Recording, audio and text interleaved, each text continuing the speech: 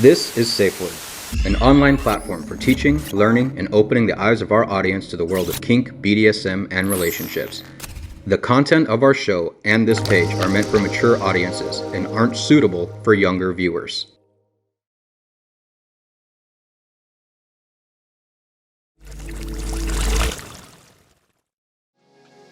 So I was married for 12 years, and it was a good marriage.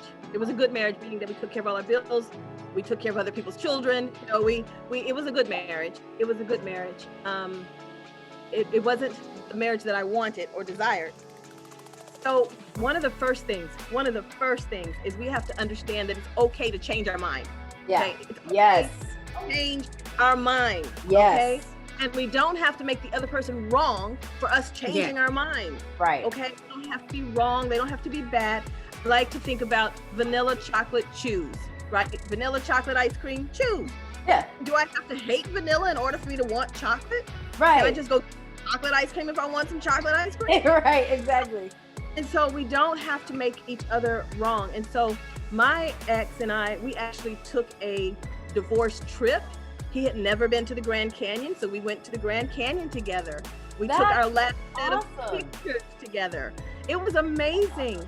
And we would look at each other every day and we would say, radical kindness, radical kindness. So we stayed in this place of kindness to each other. This was hard what we were doing. Yeah. Yeah. This place of unknown. We don't know what's coming down the pipeline.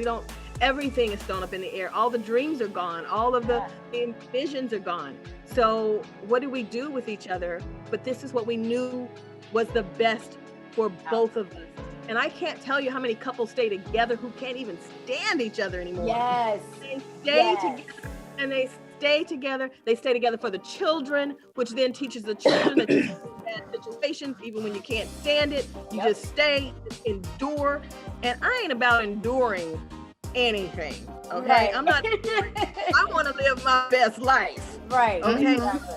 If my best life is not with you, if that's not what I'm feeling, then that's okay. And I think remembering too that, damn, you love this person. Right. You know, you got into this relationship. You love this person. The love doesn't have to stop. You know, it doesn't have to stop just because you decided that you want to do something different now. Right. Exactly. And that was where and so we were able to really ground that in. I really held it stick. You know, we're gonna love each other through this thing. You know, we're not gonna go and do what we've seen on TV, how we've seen things played out in ways that really don't work for each other, don't work. And eventually, I remember I ended up helping him fill out his one of his, it was either Plenty of Fish or one of those dating apps. Nice. That's what's up. I think Katie had a question for you. He got married to the first woman he went on a date with. That's what's wow. up. That's what's up. That's awesome. And So, I think Katie has a question for you. So I think what really happens, I mean, and you mentioned it, where it's like you kind of seem to mimic, like subconsciously mimic the things that you see in the media, like, you know, breakups on television, breakups in movies and everything. And I feel like everybody tends to over emotionalize these transitions because one, it's a fear of change. Yes. And then also it's a cognitive condition it's cognitive conditioned in your mind to, oh my God, I should fight for this, or I should put so much more emotion into this, when I mean, you're kind of just in the same place, but you get this dominant kind of mentality where, oh, I wanted to be the one to end this. It doesn't matter who starts it, but then you just feel jaded, betrayed, used, and all these other things. And I think it tends to muck up a healthy, you know, separation. Yeah, it definitely does. I mean, if that's the thing, like, because I was in a relationship for 10 years, okay, and separated, okay, but we were able to communicate, and we weren't really that great at communicating within the relationship. But when it came time where we were both kind of like, it's run its course, like, what are we doing at this point? You know, like, it's run its course. You know, I was able to sit down with him and talk to him and be like, you know, and that's exactly what I said to him. I said, we've loved each other for 10 years. Mm-hmm. You have been with me through some of my hardest moments in my life.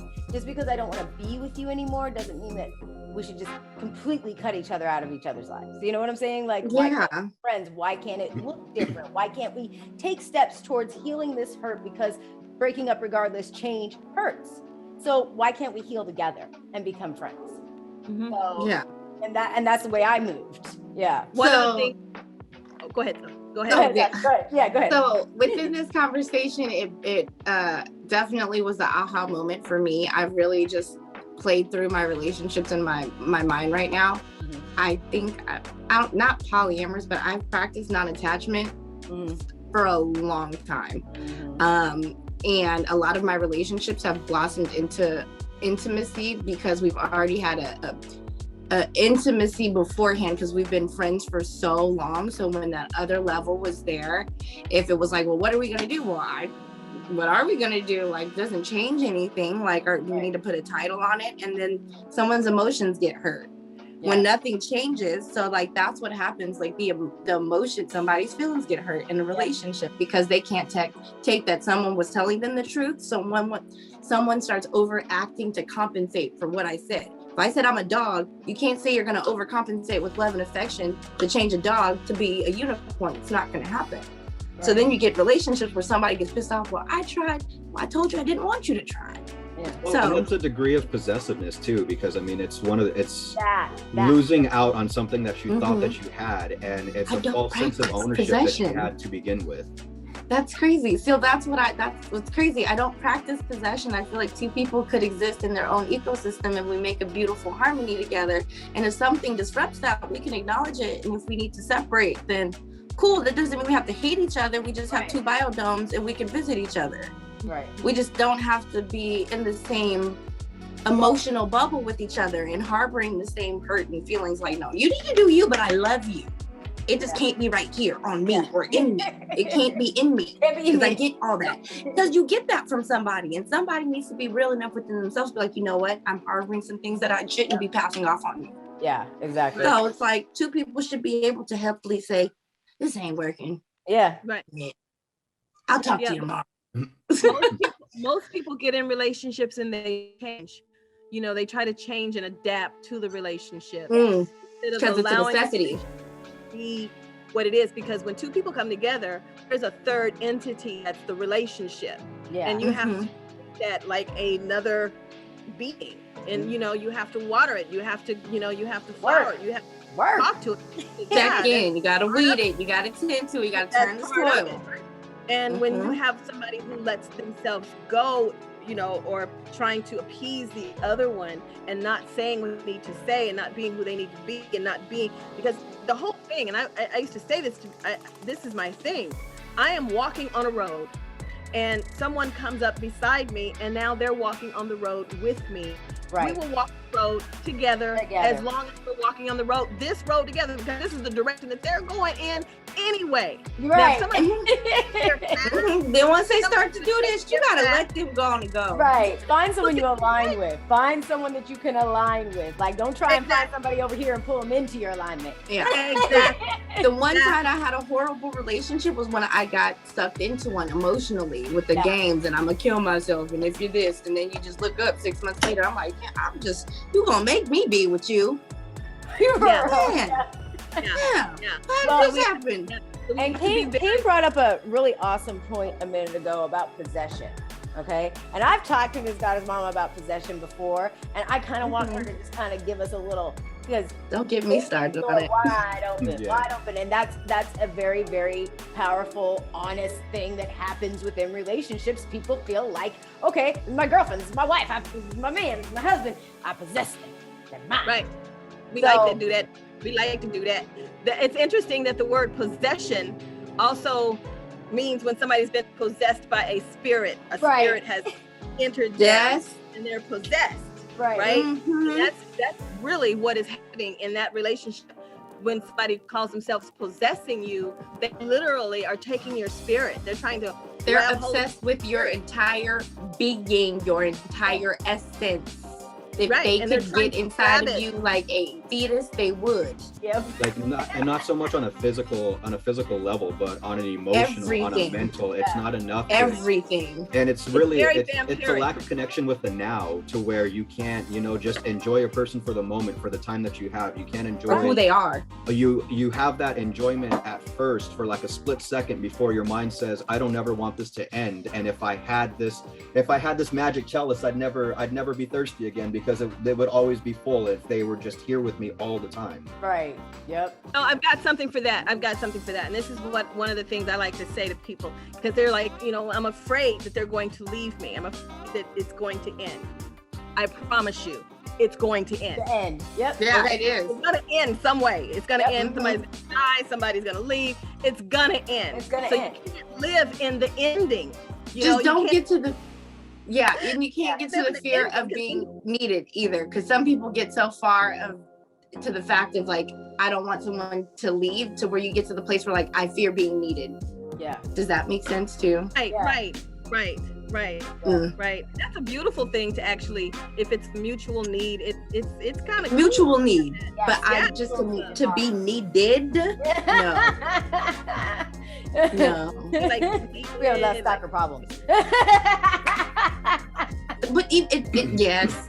Some Yes. it be like it's a lot, and it becomes like God, as Martha said, it becomes a possession. Someone becomes so enamored with every piece of your essence, the fiber of your being, the crustiest part of your toe jam, to how you articulate an S.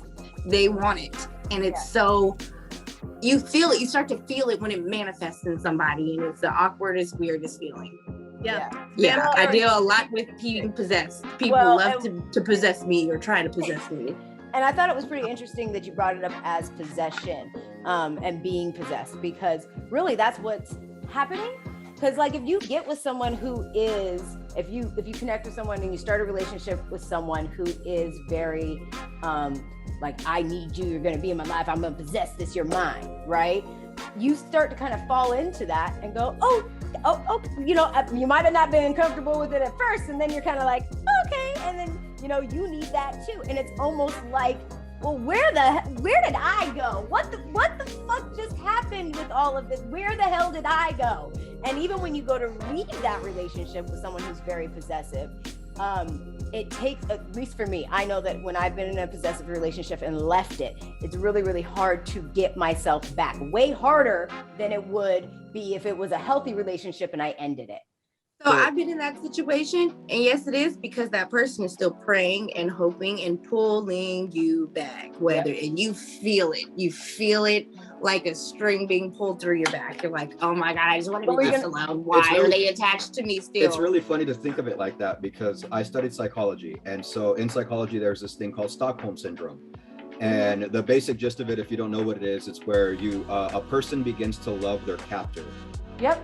And so when you think of it like that, when somebody says Stockholm Syndrome, then you have that, definition associated with it. You kind of think of it as a kidnapping, or, like somebody, like Beauty and the Beast was a classic Stockholm Syndrome story. Yes, it is. All right. So, but that's a love story. And that's the funny part of it, is nobody looks at relationships as the resemblance that is incorporated with that is it's Stockholm Syndrome. You begin to love the person that you're with, because if you really think about it, go out to a random stranger and would you tell them the same things that you told your partner? What makes it okay to tell your partner, like, oh, I want to be near you all the time? You told that to a stranger, it would be creepy. You tell that to your partner, it's just as creepy, but you have this false sense of admiration and it's endearing almost coming from them. It's endearing when you hear it come from someone who loves your essence. It's different than someone who's wanting to control you or possess you. It's admiration versus possession. But at the same time, when the end goal is still to have you and never let you go, you're a captor. Yes, absolutely. Absolutely. Exactly. Yeah. So if you're not free in the relationship, then you are you're captive. If you're not free, and you have to hold your freedom. You have to hold that freedom.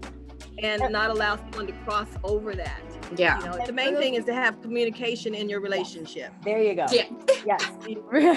We could go round and round about the definitions all night. You know? Well, and so in talking, and I like to, in relating, I like to use the word relationships because we relate to everything. I'm relating to this computer right now in being able to, you know, have this Zoom call and all of that stuff. We're always in relationships. And it's like, how do we stay in relationships that allow, where we feel our sovereignty and we feel empowered, and we're also empowering the other person. Right. You know, that's the most important piece. So for those people that are jealous and possessive, right? You need to realize that people aren't something that you can possess.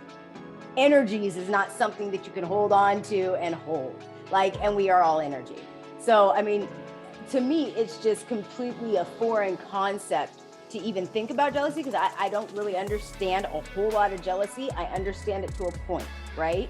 But like when it gets to that point where it's like, oh, I don't want you to look at another person, or oh, that person just looked at you, and a person on TV just looked, you know, and it gets crazy. here's the best one. Where you at? Where you at? Yeah, that. But you just need to realize that people are energies, okay? Let's take it down to the simplest form. You can't own it, you can't possess it, you can't hold it. Mm-hmm. So let that thing go. What's really interesting is that when you get with someone who, if you are sovereign in yourself and you're not feeling jealous and you're allowing them to be who they are, they start feeling a certain kind of way because you're not feeling jealous. They feel like you don't care about them because you want to experience their life in the best way possible. Yep, that's a great point, because I've had that happen before in relationships. I'm sure, I see Sasha's face. She's like, I have had, like, God, I'm not jealous, like, but it doesn't mean I don't love you or care about you. I just practice non-attachment. I just don't care. Like when people really be like, you gotta care. I don't. I hear you. Right, so how do you, I thought it would be really cool to kind of go around, because you talked about, you know, ending a relationship well and how to end a relationship well. And so if we could kind of look at some of the ways people end relationships now, like that go-to line, it's not me, it's you, you know, like that used to have some meaning. And now, I mean, like that's been so overused that it doesn't really have the same meaning that it did before. Or like the new thing is ghosting. So you just completely cut ties, cut that person off, block them. They don't know what happened. They have no sense of closure. No. So what do you feel like these things are doing to, you know, like relationships that's stopping them from ending healthily, or like what would be a more healthy way to end that relationship? Well, I mean, you know, the things that I said earlier about, you know, being aware that you do love each other is the key, I think, to being there, even if you don't want to be together anymore. So, yeah, I was just trying to think of the go-to lines that, you know, that me and my ex were using. I don't remember really having any go-to lines because we were so conscious about parting ways in a healthy way, you know, and being keeping each other intact. And I actually had wanted a divorce for a very long time, but I had to wait for him to come. That was what I kept getting. Spirit kept saying, in order for him to feel empowered, I needed to allow him to ask for the divorce. Right. So I had to wait for him to come and ask for the divorce. That was. Yep. And yeah, sometimes it helps to do that just so that you guys can get on the same page. I mean, you've been there already. You know what I mean? You're there. You're creating a life together. You're already there. So, you know, to help that person get to that place so that you can actually have a healthy discussion. What Kim was saying is that, like, you know, the go-to lines that people use, how do you think it's like affecting people's relationship skills? You know what I mean? Almost like walking into these relationships and that's just what you're gonna expect. Because I mean, I can honestly say I'm out in the dating world. That's what I expect, ghosting. The thing is that this relationship is deteriorating. It definitely is deteriorating. And with texting, I've heard so many people ending relationships with texting. You know, it's just unbelievable. You know, so I don't know where we're headed as far as relationships. I don't know where we're headed. It'll be really interesting 10 years from now to see what has moved in its place. Yeah. You know, what moved in. place, and if people have been able to get their footing on what a relationship, but many people are lonely, you know, there's so many lonely people in the world because we don't have a clue how to relate to one another. Yep. Well, and everything's become so very detached. Everything's through a phone, everything's through an app, everything. Like just even to meet someone when you are in the dating world and saying, hey, I'd like to go to dinner and organically meet and see if we have a connection. You know, you get a lot of negative feedback. It's like, well, I want a video chat. Well, I want to talk on the phone. Well, I don't work that way. I want to organically meet you and see if we have some kind of connection before I ever hand you my number. Like it's not, no, you know? So yeah, I mean, I think that it's kind of taken a direction. This whole like internet, being in the phones all the time, it really has just pulled away all of the connection in any kind of relationships, not even just. Well, the phones help people not know who they are because they see everything. They can't make up their mind who they are because they see everything. Right. So when you're through the phone, you could be anybody and act like whoever you want to act like until you're faced with that daunting task of actually standing up and showing up in the moment. Yep. And you don't know who you are. You don't know what's going on. You're socially awkward. And instead of dealing, you ghost. And now you've made somebody else feel insignificant because that's something else they're working on. So now they feel insignificant. So it's everybody's little demons taunting each other's demons. Like, dang it. Like, just be real with someone and stand in the moment, you know, and say, we just are not meshing well together. I wish you well. So how can we wish each other well and part decently? If I could support you with this, can you support me with that? So just we ain't here with nothing and can go to work and shut up and don't talk to me. 10 to 2, okay? All right. Exactly. I go to therapy and kiss your mama and get out of my face. Okay. Like, how hard is that? You're leaving somebody else's soul intact so you can both be happy and at least with a fresh pair of eyes look at yourself or whoever else you want to look at. Yep. And of course, it's not like a universal thing to where like every relationship is different. I mean, there's certain abusive relationships where it's not feasible to be able to say, hey, I'm done with this. You know, and like we're definitely we're not talking about those relationships. Like if you're in a level of fear, I mean, that's a different style of handling that has to come with that. And we're not addressing that. We're addressing, you know, like, hey, you're in a platonic relationship with somebody who should be adult enough to handle, you know, being told, hey, this isn't working out. This isn't what we thought it was. You know, something within me is drawing me in a different direction than you. And I think that, you know, what'd be best is I don't want to lose contact with you, but, you know, I don't want to be in such constant contact with you. Yeah. Breakups are just opportunities to be at your crossroad. If you're into manifesting and you want to grow, if you're at that spot, that's something in your life that you need to address and tackle. Step up to it. It's not that hard. It's like, okay, this is uncomfortable. Why is this making me uncomfortable? Because we just don't need to be together. So what is it that we both need to rise to? And let's figure it out. And how does it hurt people nowadays? It's just really making people feel like hope isn't there, love isn't there, relationship communication isn't there, civility isn't there. You know, like if you can't communicate with someone and be honest, then I don't matter. Right. Yeah. You know, I'm gonna take the opportunity and I'm gonna divulge something extremely personal that I don't really talk about very much. I mean, you've heard me bring up, you know, that I'm a widower. I lost my wife about 5 years ago, and something that I had a really toxic mentality wrapped around that, where a part of me for a period of time that I'm uncomfortable, you know, admitting was longer than it should have been, was that I'm happy that this marriage ended this way, as opposed to thinking that she could be happy with another person. Like, you know, for a part of me was thinking that, you know, I admired this person, I cared for this person. The finality of it was a finality. It wasn't a divorce where, you know, she's still out there, you know, or, you know, she got tired of me or she got sick of me, you know, and bounced, or, you know, we grew apart or anything like that. But it was kind of comforting to know that I was her last partner. I was her last lover. I was her last love.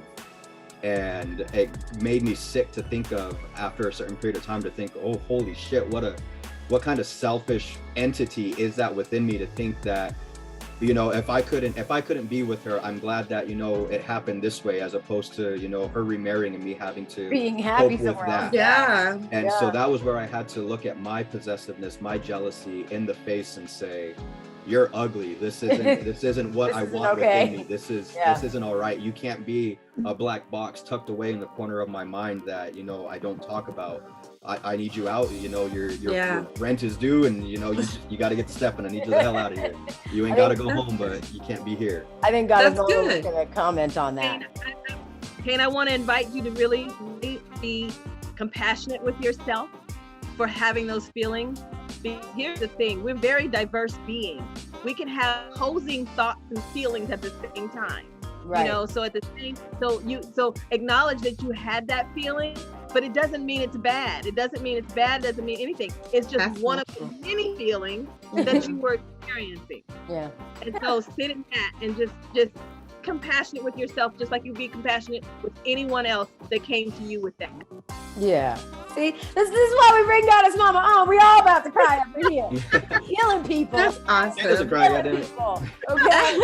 That's awesome. And That is speaking true. of healing, we have one last question for Miss Goddess Mama, and then we're gonna let her go so that she can get some rest and relaxation. All right, so she has a little bit of a story time to share with us, and since this is, you know, a relationship sex show, I thought I would bring it back a little bit and say, you know, that you can heal from a trauma, right? You can heal from a trauma through being in a placing. And I wanted to ask Miss Goddess Mama if she's ever had a traumatic issue or sexual traumatic thing that happened with you, or any kind of trauma that you healed from being in a placing. Have you ever done something like that? Love to ask that question. Yeah. So as so many in this society and so many women around the world, and men, most of us been sexually traumatized. Yeah. We've had all kind of stuff happen to us, and we've had to deal with that. I had rape at 13, rape at 16, you know, just a constant thing of rape in my world. And one of the things that I realized in my early 50s was that I had a lot of sex, but I hadn't had a lot of pleasure. Mhm. That was interesting. Yeah. That was very interesting for me to sit with. And then to find out that most of the sexual acts that I was involved in, I had a partner tell me one time, he said, "You're so detached." And I was, "What are you talking about?" And all of a sudden I got this vision that what I had been doing is in my being sexual with someone or sensual with someone, I was spinning it as a rape. I would withdraw, and the spiral would go inward instead of an expansion that's supposed to happen when you're with someone that you want to be with and explore. And so I had this this download. This is before I'd heard really anything about kink, because I'm gonna tell you, I'm kind of a prude. This is why we had to bring you on the show. This is why I'm asking the Y'all are question. turning me on to stuff now. I'm like, oh, that, you know, I want to go out there and play. Give me a partner so I can play now. But I had a partner, and we were able to, something told me to bring this up for him, and it was to do a rape scene. It was to have a rape scene.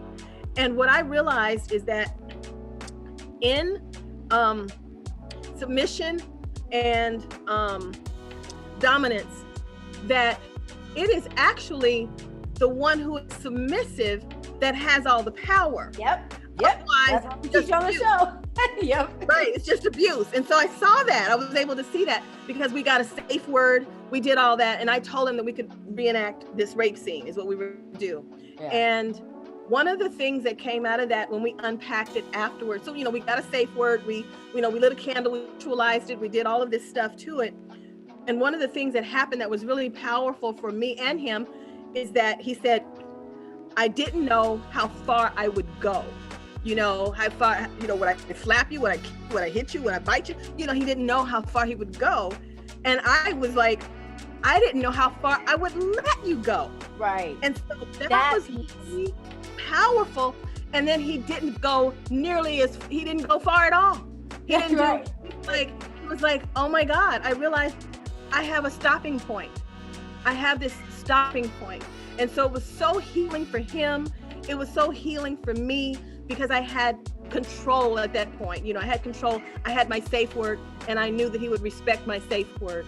And it really got me to understanding that it is the submissive who has all the power. And that really, I was like, oh, I might want to play a little bit more now. Right. Yep, exactly. It's the submissive that tells, the dom is there to paint the picture. And the whole layout, the play, the scene, the story. The sub is the one running the shit. Right. I have to ask though, just because like I don't want anybody to get the wrong idea about, how you came about to this point in your life where you were ready to confront this situation in the manner that you did. I mean, what level of, and I don't want to say comfort, because I don't want that to be, associated with it.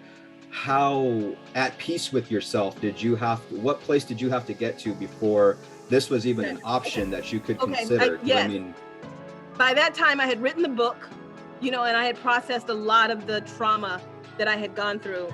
And I felt very safe with this person. That was the most important thing. I think this was the first time I'd ever felt safe with a man where I felt like he would honor my wishes. Because before, I think I was having sex in order to not have a rape. Right. It was almost like, I'm submit so that you don't have to rape me. It was so lifted. So like a false sense of consent. Wow. Yep. That was a trigger, girl, because I was doing that for a long time. If I just say yes, there won't be no fight, child. Wow. Right. I know. I remember a young lady telling me that she had sex with somebody at 15. It was like, the guy called her up on the phone, hey, I have sex. This was her first experience, and she went okay. They had sex, and I'm like, so why did you think that was okay? Why did you do that? Right. And it was everybody around me has been raped, so I just wanted it to be my choice. And I was like just devastated. That was the world that this person lived in, and it's real. So many people have their virginity taken from them, and they don't get to have that experience of gifting it to someone or gifting it to themselves, so. Or that's just their reality. And some people, that's just their reality, to not even be looked at as a human being, no matter how much you show up as the best version of yourself. Like literally that is, you're meat all the time. Yeah. And to not be meat is like, what? Yeah. Well, and it's so strange how like you have a parliament going on in your head to where it's just, I don't want to do this. If I had the option, if I had the choice, this would not happen. But you also have that other side saying, negative experiences can occur from saying no. So you kind of concede to the idea that, if as opposed to losing 100% of my power and being overtaken, I can at least agree to it, make it somewhat my choice. And that way I'm still holding on to a majority of the power. Yep. It's just not being used in a way that I would want it to. Like I'm conceding to only being 60% in control of this. And there's too is that what has happened too is I really began to listen to these parts of myself, like the parliament you're talking about carrying in your head, and really like letting, especially my little girl who has had all the trauma, holding all the trauma, allowing her to really have her say about things and listening to her. Recently, I found myself in the bed with a man that I would have wanted. Oh, yes. It was, yes. Yes. I was like, and we're butt naked, we're in the bed, and I'm like, this is fixing to happen. And then my little girl said, but is he going to call tomorrow? And that's important to her. That's important to her. Yeah. And listen to her always. I could answer her. And I said, you know what? I don't know. And she said, well, we can't do this. Please don't do this to me. Because if he don't call tomorrow, we're going to be jacked up for a week. Yeah. And I didn't sleep with him. We went to sleep. We held each other. We did not have sex. And he never called. And he never called. But see, and he wasn't going to call. But you still won. Anyway. You still got on top of that. So it's fine. Exactly. And she was okay. And she was okay. Mm-hmm. And you really I've had the older version of myself say, you better not do that, girl, because if that happens to you when you get that, it's going to be a problem. Yeah, and I really think that everybody needs to really recognize what we're talking about as far as like honoring the little girl or the little boy inside of you, okay? It's that child that has gone through some things. You grow up, you go through trauma, you're still holding on to those things, and you're keeping this little person, this little you protected inside with this big scary. As well as your mature self too, because sometimes we think it's our conscious telling us to not do something. Your mature self is trying to prep your you right now to where to go there. So if you keep making those bad choices, you're gonna block that blessing from even showing up in your future, if that makes sense. Yeah, exactly. You will block those blessings. But because you can sleep with a married man, but that don't mean you're gonna have a husband and somebody's not gonna sleep with your husband. So you have to listen to the wife in you when you are a little girl or in your whole phase. Yep, exactly. So, I mean, I have really, really enjoyed this whole conversation. Thank you for blessing our screens with your energy and coming and bringing all your joy and knowledge and just your guru-ness into our space. We appreciate it. And just so you know, Goddess Mama, you are kinky. Okay, you did play in a play scene. And yeah, you're just going to have to accept it. You're part of the kink crew now. You've been kinked. You've been kinked. Yes. Oh, you've been kinked. Now okay. I love it. That's a new thing. You've been kinked. Yep. And so here's I love it. We're going to be checking in with Miss Goddess Mama on her trek. And every once in a while, bring her in on the show, seeing what she's doing, what she's learning, what she's building. We want to watch you blossom, grow, and make this world better. So we are going to try and make sure that we keep in touch with you. And for you fans at home that are watching, you know, you'll be able to see where she's at. But if you don't want to watch SafeWord to do that, all the information will be in the description box below on how you reach out to Miss Goddess Mama. Is anything anyone wants to add at the end of this here? Just thank you. Thank you for sharing your journeys with us. Thank y'all for having me. This was wonderful. Yes. Very wonderful. Yay. I had a breakthrough. I'm good. Yes, I'm good. I think we had some great takeaways. We really appreciate you, sharing your light with us and, sharing the fact that you're kinky. You didn't even know it. Helping the people. I know, right? Helping the people. All right, Mr. King, can you please take us out so that we can get an end in here? And don't forget to look in the description box below. Follow Miss Goddess and subscribe. Yep. All right, thank you so much, Goddess Mama, for being with us here, and thank you everybody for tuning in and joining. If you're watching us live or if you're catching this later on, just know that we love you. We appreciate you. Thank you so much.